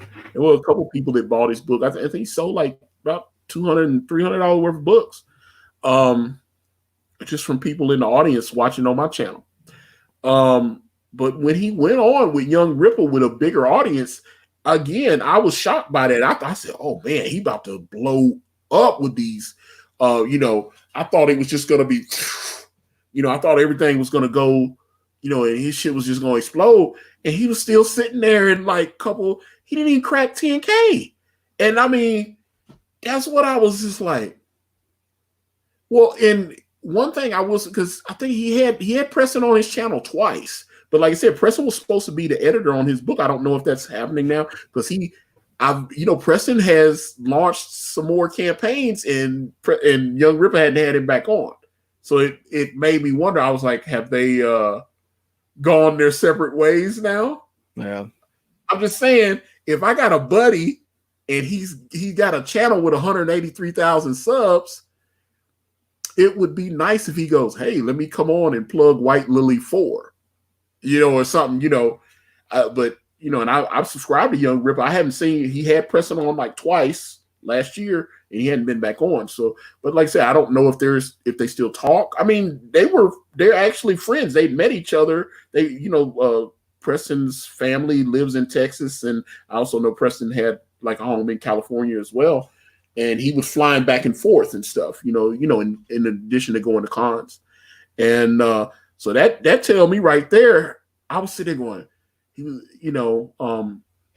Preston actually, he had DM'd me last year, I think it was around April or so, and we were having a conversation. He said, you should email Eric and, send him the book. And I was like, I had already contacted Eric and he never answered me back.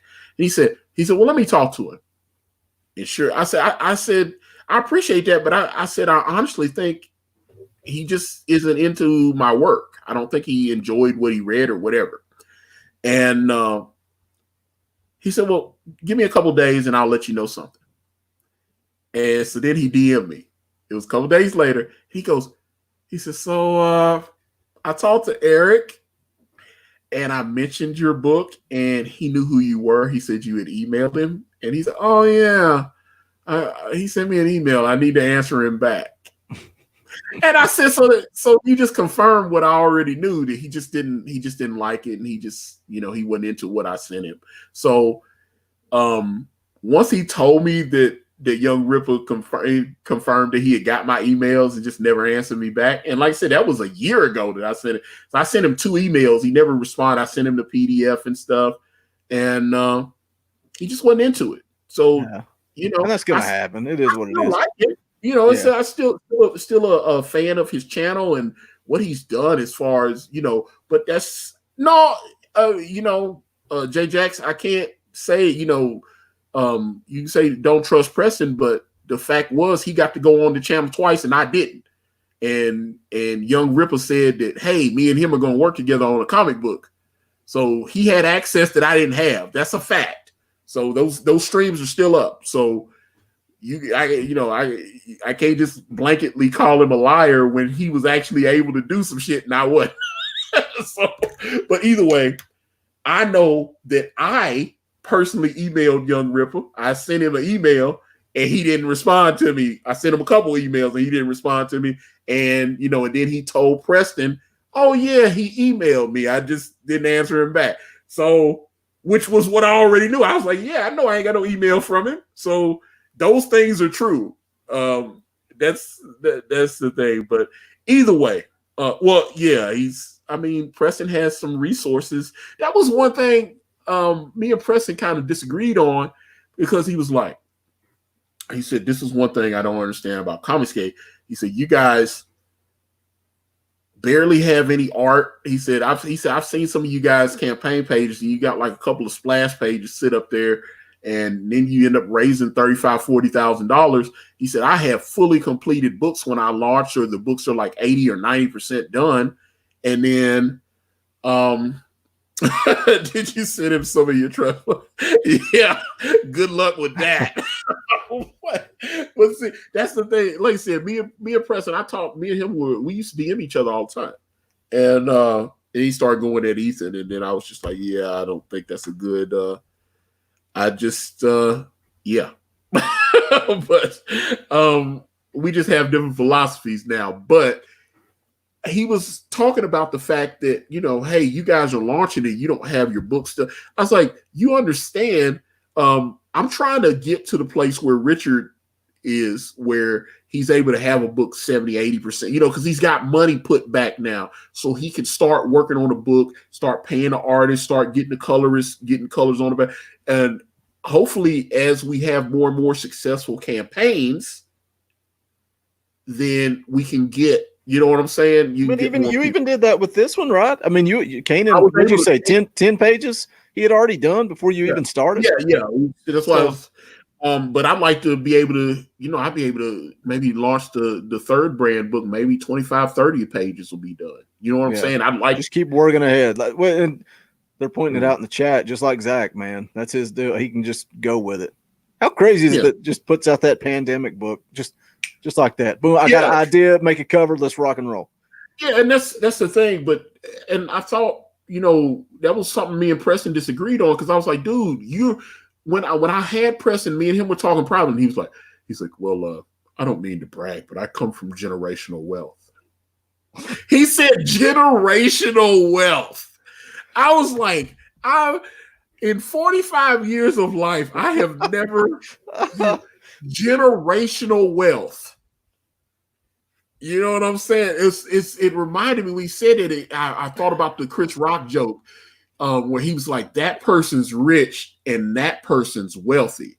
He was talking about the difference between Oprah Winfrey and Bill Gates. And he was like, he said, if Bill Gates woke up and he had Oprah's money, he like commit suicide or something.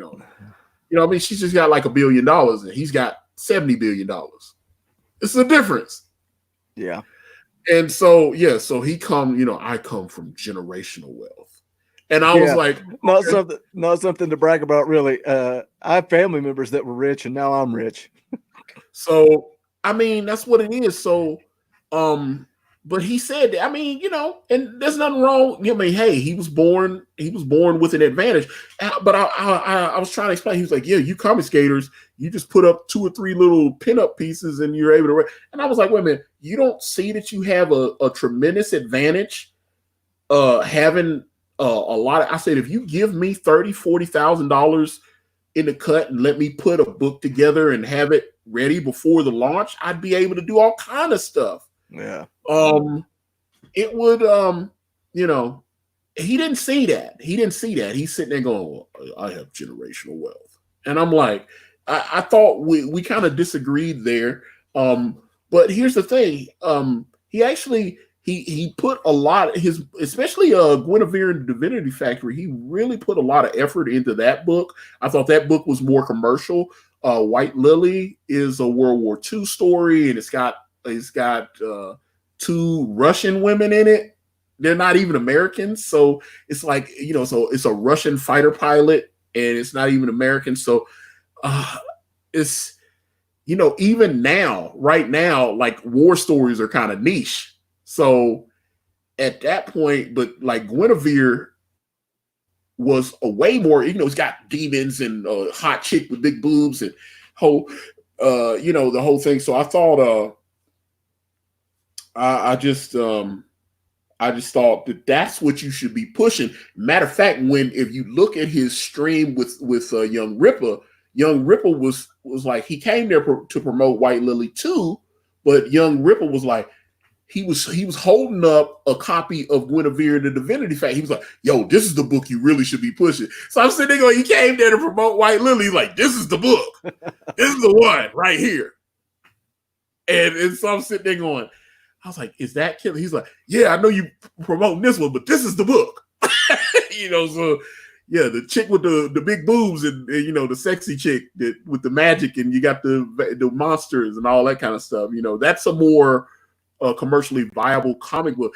I thought White Lily was actually pretty decent. He sent me PDFs and stuff. He had spent a lot of money on the art. The colors were fantastic. He paid. Everything was professional. There wasn't anything. That's why I laugh sometimes when some people like, Preston's books suck, and I'm like, I don't think they suck. But here's the thing, and I'm not sure Preston's aware of this, especially now that he's not pretending anymore. He was trying to sell books to Comicsgate before, but now that he's like, I'm gonna burn Comicsgate to the ground, I think he's not pretending. He comes across very smug, and I think that hurts him when he's trying to sell, especially crowdfund. Imagine that the way you treat your customers impacts sales. Well, and I'm saying that, and like I said, I'm sure he would probably. So I have spies and everything. Preston Antonio was insulting you, and I was like, yeah, Preston has no problem DMing me if he knows it is what it is. But I'm saying I feel like his personality. That's what some of those memes the war campaign did, where they take like little clips of him where he's making those weird faces and stuff like that. I get that. That's why I was like, okay. But I think he does. He actually has, his product is professional, but I think he comes off as a little abrasive, and because one thing he told me repeatedly is he goes to a lot of shows, and it seems like he has a better response to selling directly to the person, like I guess when they come up to him and he's able to, I don't know, when he's online, I think the personality comes across a little cold, and that's why I'm sitting there. I was like, dude, I'm still waiting. I'm looking at, he had, what was it, about a week or so ago, he had tweeted out to Ethan, and he said, my books have raised over $35,000-$40,000 or whatever. But I was like, you're talking about combined, whereas one book from a comic person is raising $35,000-$40,000. But I mean, he was like, my books have raised this amount of money or whatever. And I was like, he's talking about multiple different books as opposed to one person launching a book out the gate and raising. But he talked about that on Young Rivers' channel. He couldn't understand how Comicsgate books were so successful. That was he was like, because that's what he's like, my books are either completed or almost completed when I launch. And he said, I ship every quarter. He's like, he said, my campaign turnaround and everything. What he's saying is true. Cause he was like, hey, Antonio, I've got a book. Do you want me to send you? I was like, hey, I'll take one. It's just, well, let me see here. Tor Strange says, maybe people can connect with his stories and characters. Again, he sent me a copy of Guinevere and the Divinity Factory. I thought that was a stronger title, although White Lily was very well done. It looked, the art and everything was pristine colors. I thought Blonde is an exceptional colorist. He done some work at DC. Like I said, great letters on it. The book looked like a comic book should look. But when I look at that Kickstarter, it was only like 67, 7,000, 8,500. It's that kind of, he wasn't hitting those, he wasn't getting $15,000, $20,000, $30,000. Yeah. So I don't know how he markets and all that kind of thing. And I've seen him on a couple of streams, and he kind of, that's one thing. I remember Ethan called me a couple of weeks ago, and we were talking on the phone, and he's like, one thing I am is good at YouTube. Ethan is fun on YouTube. Yeah. Ethan has a very engaging personality. And here's another thing. I would challenge Mr. Poulton if he decided he needed to respond to this. By his own admission to me when we were talking, he was telling me, he was like, I don't really like the YouTube and I don't really like streaming and all. He was telling me this. So he's got a YouTube channel and admitting that he don't really like. And that was something I remember Nasser was saying that to me. I remember Nasser was saying the same thing. He's like, I really don't like making the videos, and I really don't like streaming. And I was like, so he was trying to build, because that was one advice that Ethan kept saying. It's like, hey, build your platform and and market to your audience, build your own audience, and then when you hop on here, it enhances what you've already done. But I remember talking to Preston a couple of times, and he was like, I really don't like doing the streaming. I really don't. When he started, I noticed he seems a little bit more comfortable when he starts, this week in Comics Game. He seems like he's maybe found, he's like, oh, people like this. Because I noticed those videos, you go on his channel, those videos, his other shit kind of flatlines, and he'll do a This Week in Comics Game. He's got 6,000-7,000 views on it. He'll get much better engagement, because I guess people like to be, it's like, yeah, Ethan sucks or whatever. And then they like, it's a bunch of all of the anti-CG people. They're like all there in the comments and, all that. I'm just saying but just based on the work, it's too simple to just go, oh, his work sucks, because I've looked at his White Lily books. I've looked at Guinevere and the Divinity Factory. I thought he put a lot of time and resources into making both of those projects. They looked extremely high quality, very professional. I thought Guinevere was very marketable. White Lily looked good, but it was, like I said, it's a World War II story, and it's kind of it's a little bit more niche. But if I was him, I would take a Guinevere the Divinity Factory. I would pump that shit up, and that's what I would center everything around that. That's just me. That's the one I would be trying to hustle and make that one. It's just yeah. But yeah, like I said, he by his own admission, he didn't feel very comfortable on this medium. It's hard, man. It's hard to get on here and talk. I haven't said a word for 30 minutes because I don't know the guy. But I mean, I know YouTube, and I know what it takes to build a channel. And it's not easy. It's work. It's so much work. You talk about me fussing at you. You fuss at me, telling me to make videos. It's hard. I think you're a likable guy. I think one thing that really drew me to you, I was just like, hey, I like this Boogie guy. I think he's talking balls is that's my thing. I can get on and talk Tennessee football. I can get on and have a conversation with you because we get along, but you just got to find what you dig, and it's hard. It's hard, man. It's like King Crow says right there. Not everybody's going to be good at YouTube, but it's still good advice. I still think that's the way.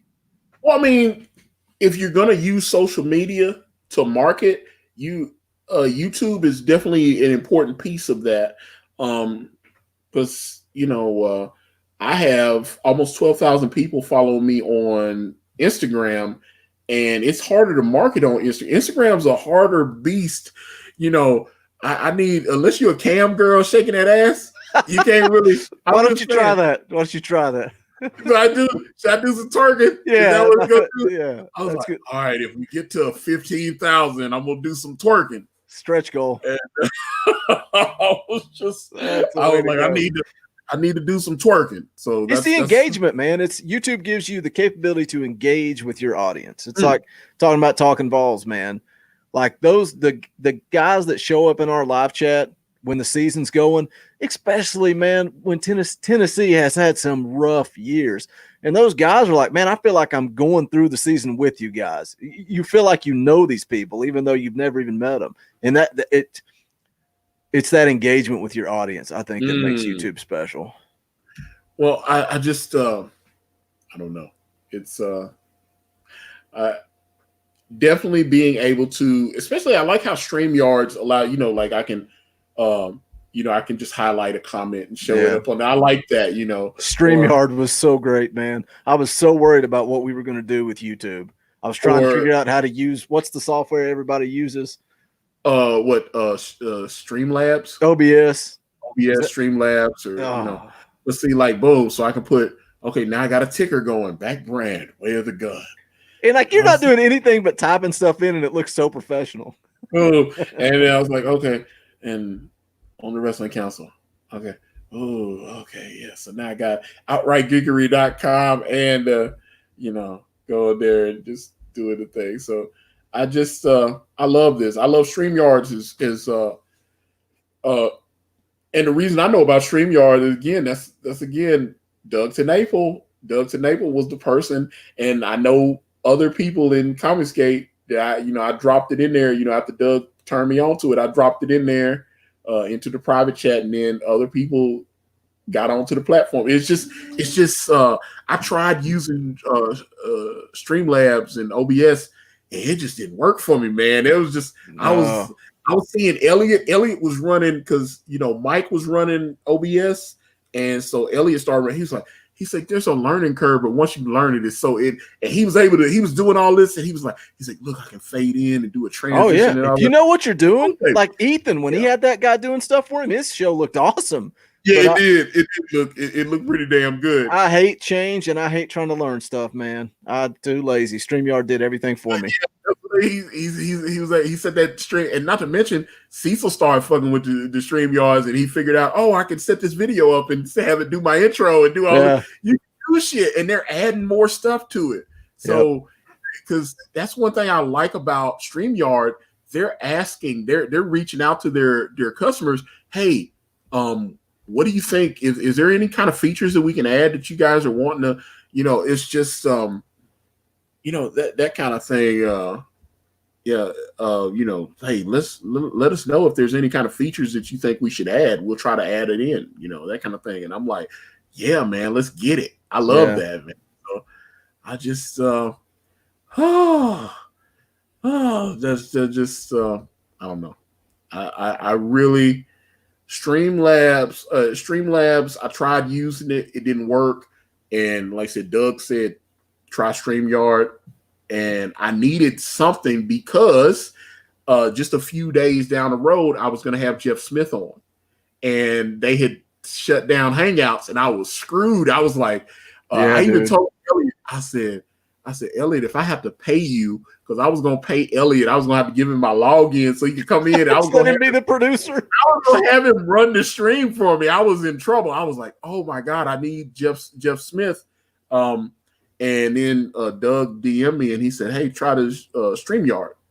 And I was like, it's not going to. And I tried it and I was like, this is idiot proof. This is perfect. And because I said, I'm an idiot. So I ran it. And, I had Jeff Smith on and it worked out. And that's, everything worked out the way it was supposed to. And I mean, I swear by StreamYards now. Me too, I man. swear by it works. And love it. Yeah. Well, Mr. Bentley, I have enjoyed having you on, sir. But we've been going for like 2 hours now. Yeah. I think it's time for me to get back to working and get back to twerking. Oh yeah, stretch goal. So you should have just ended the stream right there. Not said another word. well, obviously, Mr. Boogie Bentley, the proprietor of the SNB network. You guys can check out my channels list on the Card Press channel. Check out my channels list, and you will see that the SNB network is one of my favorite channels. So you can check that out. And obviously, Boogie, tell people how they can give you a follow and all that good stuff. It's easy. I'm at Boogie Bentley on Twitter. You can check out the SMB Network. It may not be your thing, but you can give me a courtesy subscribe, help me out, help me build the channel. Our cash cows talking balls. But we do Comic Cast, a weekly comic book podcast. You can check out Man Bear Pig is usually there in the chat talking about all kinds of fun stuff. But it's mainstream comics, but I bring some Comics Gate books to the table too when I can. And of course, we alternate between my channel and the SMB Network every Thursday at 9 p.m. Eastern Standard Time for the Wrestling Council. Of course, holler at me, Facebook, Instagram, Twitter, right here on this YouTube channel. All of the Card Press, cardpress.com takes you to brand Way of the Gun, which I am doing with my dear friend Kanan White. And of course, we are on Teespring. We're on Amazon.com.